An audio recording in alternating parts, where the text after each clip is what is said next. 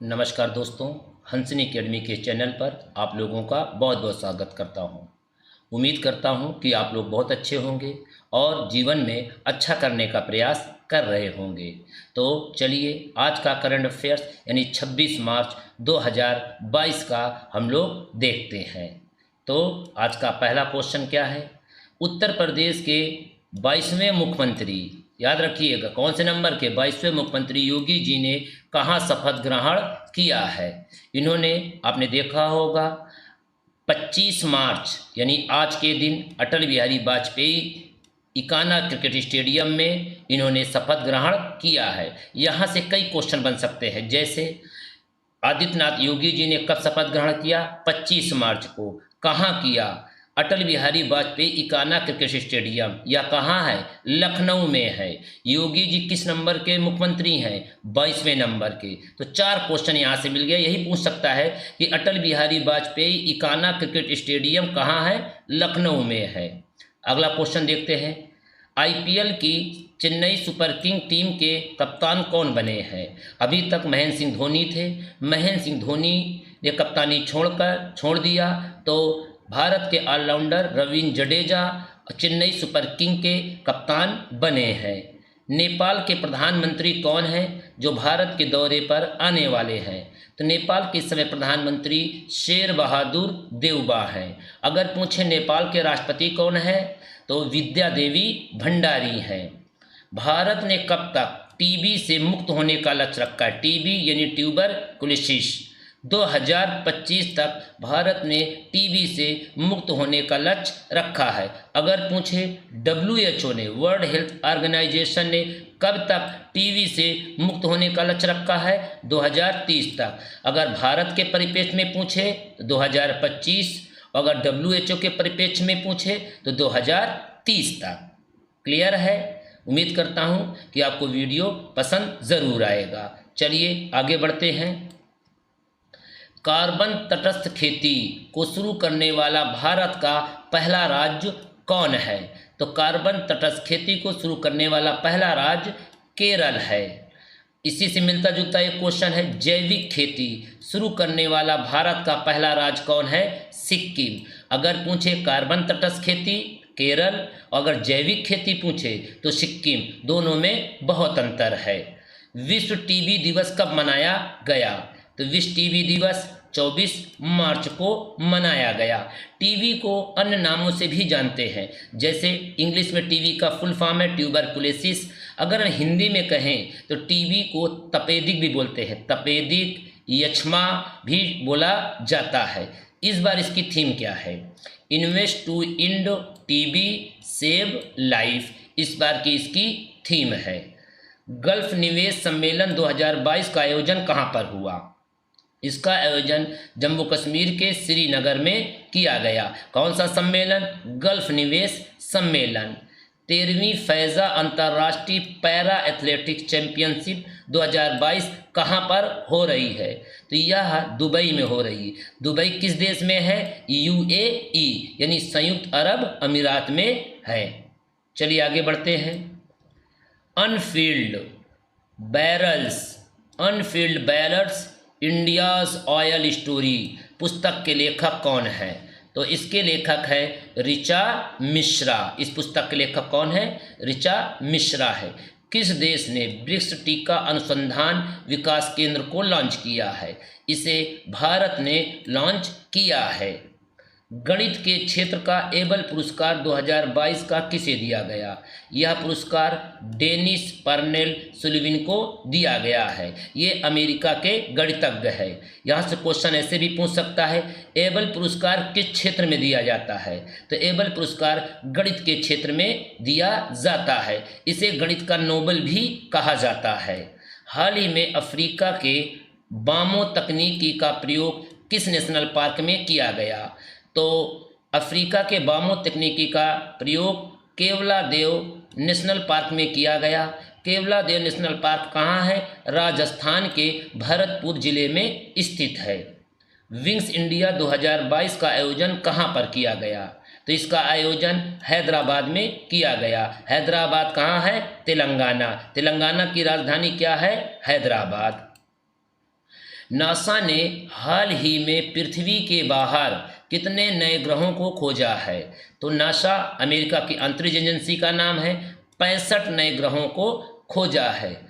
भारत की ब्रह्मोस मिसाइल की मारक क्षमता कहाँ से कहाँ तक है, यानी कहाँ से छोड़ी जाती है, कहाँ पे जाके गिरती है? सरफेस टू सरफेस, यानी सतह से सतह पर यह मिसाइल मार करती है। यह मिसाइल भारत और रूस के सहयोग से बनाई गई है। इसमें 2 नदियों का नाम छिपा है ब्रह्मोस्त्र में। ब्रह्म माने ब्रह्मपुत्र और ये जो अस्त्र माने होता है अश्कावा। ब्रह्मोस्त्र, ब्रह्मपुत्र और अश्कावा नदी ये जो है कहाँ पे है? रशिया में है। किस रूसी पत्रकार ने यूक्रेन के समर्थन में अपना शांति का नोबेल पुरस्कार नीलाम कर रहा है? तो उसका नाम है दिमित्री मुराटेव। इन्हें वर्ष 2021 का शांति का नोबेल दिया गया था। इन्होंने यूक्रेन के समर्थन में अपना शांति का नोबेल पुरस्कार नीलाम करने जा रहे हैं। Very very important question. तो ऐसे भी पूछ सकता है वर्ष 2021 का नोबेल पुरस्कार शांति का किसे दिया गया? तो दिमित्री मुराटोव को। मोदी जी ने हाल ही में कहाँ पर बिप्लोबी भारत गैलरी का उद्घाटन किया? इसका उद्घाटन कोलकाता में किया है। केंद्रीय जल शक्ति मंत्री गजेंद्र सिंह शेखावत ने कहाँ पर सुजलाम अभियान 2.0 का उद्घाटन किया है? तो इसका उद्घाटन नई दिल्ली में किया गया है। सुजलाम अभियान का उद्देश्य क्या है? इसका उद्देश्य है ग्रामीण क्षेत्रों में जितने भी गंदे पानी हैं उसको रिसाइकलिंग करके पुनः फिर उपयोग के लायक बनाना है। Very very important. सुजलाम अभियान का संबंध किससे है? ग्रामीण क्षेत्रों में गंदे पानी को रिसाइकलिंग करके फिर पुनः उपयोग करने के लिए बनाना है। अब देखते हैं आज का प्रश्न। आज का प्रश्न है केंद्रीय नागरिक उड्डयन मंत्रालय ने वर्ष 2025 तक भारत में कितने नए हवाई अड्डे बनाने का लक्ष्य रखा है? आपका विकल्प है 220 हवाई अड्डे, 105 हवाई अड्डे, 225 हवाई अड्डे या 250 हवाई अड्डे। इस प्रश्न का उत्तर सभी लोगों को यह प्रयास रहे कि इसका उत्तर कमेंट करके बताएं।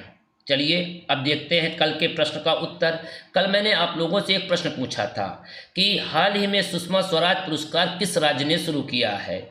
तो इसको शुरू किया है हरियाणा सरकार ने। सभी लोगों ने इसका उत्तर सही दिया है। सभी लोगों को हंसनी अकेडमी की तरफ से बहुत बहुत धन्यवाद। आपसे रिक्वेस्ट है कि चैनल को अगर वीडियो पसंद आए तो चैनल को सब्सक्राइब, शेयर और लाइक करना ना भूलें। तो चलिए नेक्स्ट सेशन की ओर हम लोग चलते हैं। अगला सेशन है आपका भारतीय संविधान यानी इंडिया कॉन्स्टिट्यूशन। तो इंडियन कॉन्स्टिट्यूशन के जो महत्वपूर्ण प्रश्न है वो लेक्चर 8 है। इससे पहले मैं 7 लेक्चर आप लोगों को दे चुका हूँ। 8वां लेक्चर देखने से पहले 7 लेक्चर को जरूर देखें ताकि तभी आपको समझ में आएगा। आज जितने भी क्वेश्चन है वो राष्ट्रपति पर आधारित है, यानी प्रेसिडेंट पर आधारित है। इस समय हमारे देश के राष्ट्रपति कौन है? रामनाथ कोविंद जी। तो चलिए आइए देखते हैं भारत का प्रथम नागरिक कौन है। देखिए हम लोग भी नागरिक हैं, हम लोग आम नागरिक हैं। यहाँ पे आया प्रथम नागरिक। जो हमारे देश का सबसे पावरफुल आदमी होगा वही देश का प्रथम नागरिक होगा। तो कौन होता है भारत का प्रथम नागरिक? राष्ट्रपति।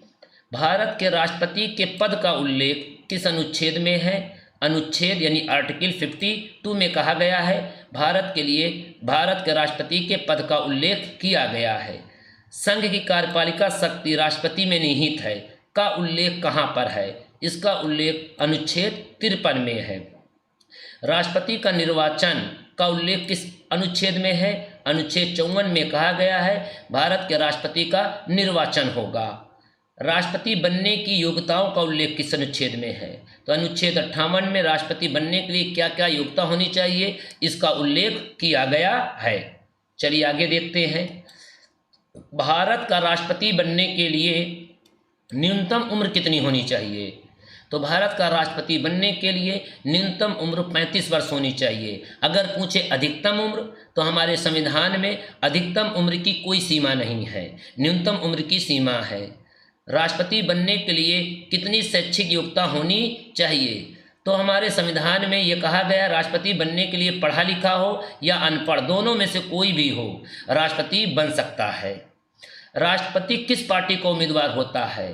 तो याद रखिए, राष्ट्रपति किसी भी पार्टी का उम्मीदवार नहीं होता है। राष्ट्रपति के चुनाव में कौन कौन भाग लेता है? आज का सबसे इम्पोर्टेंट क्वेश्चन। तो राष्ट्रपति के चुनाव में लोकसभा, राज्यसभा, विधानसभा के निर्वाचित सदस्य राष्ट्रपति के चुनाव में भाग लेते हैं। राष्ट्रपति का चुनाव लड़ने के लिए जमानत राशि कितनी होनी चाहिए? तो राष्ट्रपति को चुनाव लड़ने के लिए सिक्योरिटी मनी यानी जमानत राशि 15,000 रुपये होनी चाहिए।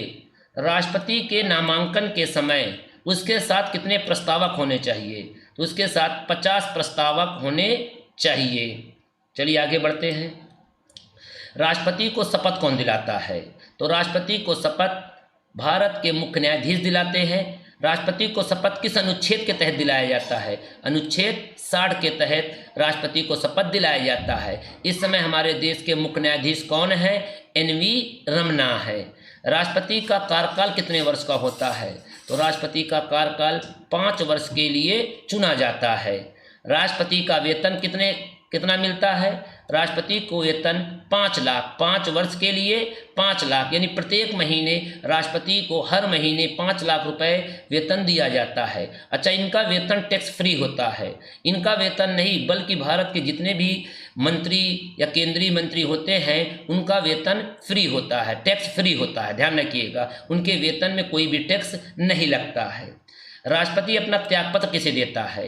तो राष्ट्रपति अपना त्यागपत्र उपराष्ट्रपति को, ध्यान रखिएगा, शपथ दिलाता है मुख्य न्यायाधीश और त्यागपत्र किसको देता है? उपराष्ट्रपति को। राष्ट्रपति का पद कितने महीने से अधिक रिक्त नहीं रखा जा सकता? 6 महीने से ज़्यादा रिक्त नहीं रखा जा सकता। राष्ट्रपति को संविधान को उल्लंघन करने पर किस प्रक्रिया द्वारा हटाया जाता है? अगर राष्ट्रपति हमारे संविधान को उल्लंघन करता है तो महाभियोग प्रक्रिया द्वारा, जिसे हम लोग बोलते हैं इम्पीचमेंट, महाभियोग प्रक्रिया द्वारा हटाया जाता है। महाभियोग प्रक्रिया का उल्लेख किस अनुच्छेद में है? अनुच्छेद 61 में है। क्लियर है? उम्मीद करता हूँ कि आप लोगों को बहुत ही अच्छा कंटेंट मिल रहा है। तो चलिए आज का वीडियो हम लोग यहीं पे समाप्त करते हैं। नमस्कार, जय हिंद।